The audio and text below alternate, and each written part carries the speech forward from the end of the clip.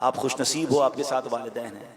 ارے ماں باپ ہاتھ اٹھائیں طوفان ٹل جاتے ہیں، بلائیں ٹل جاتی ہیں، بڑے بڑے پہاڑ راستے سے ہٹ جاتے ہیں۔ کتنی مشکلیں آپ کے ساتھ، کتنی پریشانیاں، کیوں نہیں بیٹھتے ماں باپ کے قدموں میں؟ کیوں نہیں کہتے ان کو ہاتھ اٹھاؤ؟ پوچھو ان سے جن کے ماں باپ چلے گئے، مشکل سر پہ آتی ہے، بندے کو یاد آتا ہے ماں ہوتی تو دعا کرواتا، والد ہوتا تو میں اس سے دعا کرواتا۔ ارے آج تمہارے پاس تمہارے ماں باپ ہیں، بیٹھو ان کے قدموں میں، کرواؤ دعائیں، تمہارے مشکلیں کیسے آسان ہوں گی۔ حضرت موسیٰ علیہ نبینا علیہ السلام ایک بار چلتے چلتے آپ کو کچھ تھکاوٹ محسوس ہوئی، آپ نے اللہ پاک کی طرف، آپ چاہ رہے تھے کہ سفر آسان ہو جائے، اللہ پاک نے وحی بھیجی، اے موسیٰ قریب ایک پہاڑ ہے، وہاں تشریف لے جائیے، اس غار میں ایک شخص ہوگا، وہ آپ کے لیے سواری کا انتظام کر دے گا۔ حضرت موسیٰ اللہ کے نبی ہیں، کلیم اللہ ہیں، اللہ چاہتا تو ہوا کے ذریعے آپ کو سفر کروا دیتا، خود سواری کا انتظام فرما دیتا، آپ کو ایک بندے کے پاس کیوں بھیجا؟ آپ غار میں جاتے ہیں، اس شخص کے پاس جا کر جیسے ہی گئے تو اس شخص نے ابھی آپ کو پہچانتا بھی نہیں تھا، آپ نے فرمایا مجھے سواری چاہیے، اس شخص نے فوراً بادل کو حکم دیا، اے بادل نیچے آؤ، بادل نیچے آیا، اور آپ نے فرمایا اس بادل کو شخص نے حکم دیا کہ ان کو ان کی منزل تک پہنچا دو۔ سبحان اللہ، حضرت موسیٰ اس بادل پر سوار ہوئے اور حضرت موسیٰ حیران ہوئے، اور جناب وہ سفر کمپلیٹ ہو گیا۔ آپ نے اللہ کی بارگاہ میں عرض کی مولا یہ بندہ کون ہے جس کی دعا سے بادل نیچے آیا، بادل نے مجھے منزل تک پہنچا دیا؟ سنیے، اللہ کی بارگاہ سے ارشاد ہوا، اے موسیٰ یہ اپنی ماں کا فرما بردار ہے، اس نے اپنی ماں کی بڑی خدمت کی ہے، جب آخری وقت آیا نا تو اس کی ماں نے اس کو دعا دی تھی، بیٹا میں تم سے راضی ہوں، اللہ پاک بھی تم سے راضی ہو۔ اللہ فرماتا ہے موسیٰ میں اس سے راضی ہو گیا ہوں۔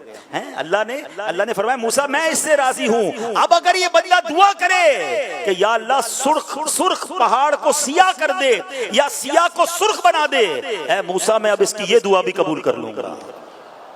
ماں راضی تھی نا، رب بھی راضی ہو گیا، اور جب رب راضی ہو گیا پھر تمہارے کام سیدھے ہو جانے ہیں۔ جس کو دیکھو کوئی بیمار ہے، کوئی قرضے میں ہے، کوئی ٹینشن میں ہے، کوئی پرابلم میں ہے، ہر طرف دوڑے ہو دعائیں کروانے۔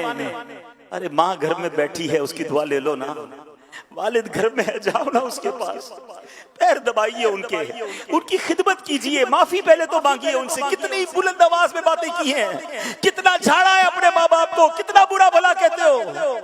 دوستوں کے لیے ٹائم ہے، والد کے لیے ٹائم نہیں ہے۔ خدا کی قسم ثواب کا انبار ہے تمہارے گھر میں۔ حدیث پاک کے الفاظ ہیں، جو بیٹا، جو اولاد اپنے ماں باپ کو محبت کی نگاہ سے دیکھے، حدیث پاک کا مضمون ہے، نبی پاک فرماتے ہیں جو اولاد اپنے ماں باپ کو محبت کی نگاہ سے دیکھے اللہ مقبول حج کا ثواب عطا فرماتا ہے۔ اللہ اکبر۔ صحابی رسول نے پوچھا وَإِن نَظَرَ كُلَّ يَوْمٍ 100 مرة، یا رسول اللہ کوئی 100 بار دن میں دیکھ لے۔ ارے ماں باپ تو گھر میں ہے نا، جتنی بار چاہے دیکھیں۔ اللہ اکبر۔ نبی پاک نے کیا فرمایا؟ اللہ اکبر و اطیب، اللہ بہت بڑا اور پاک ہے، یعنی کوئی 100 بار دیکھے اللہ 100 حج کا ثواب عطا فرماتا۔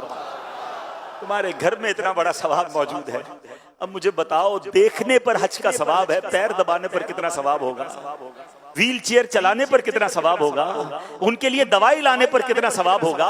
ماں اور ابو کے لیے ان کی من پسند کبھی باہر سے کھانا لانے کا کتنا ثواب ہوگا؟ رات کو ان کی پکار پر کھڑے ہو کر لبیک کہنے کا کتنا ثواب ہوگا؟ ذرا سوچو تو صحیح، وہ بیٹیاں جو ماں کی خدمت نہیں کر رہی، ارے یہی بوڑھے ماں باپ ہیں جنہوں نے ہماری گندگیاں صاف کی ہیں، یہی وہ بوڑھے ماں باپ ہیں جنہوں نے انگلی پکڑ کر ہمیں چلایا ہے۔ آج ان کو چلنے کی ضرورت ہے، تم دور جا رہے ہو، آج ان کو تمہاری ضرورت ہے، تمہارے پاس ٹائم نہیں ہے۔ وہ کہتے ہیں نا کہ 2 ماں باپ مل کر 11 10 بچے سنبھال لیتے ہیں، 11 بچوں سے مل کر 2 ماں باپ نہیں سنبھالے جاتے۔ خدا کے واسطے یہ مت کرو، یہ تمہارے لیے بہت بڑی نیکی ہے۔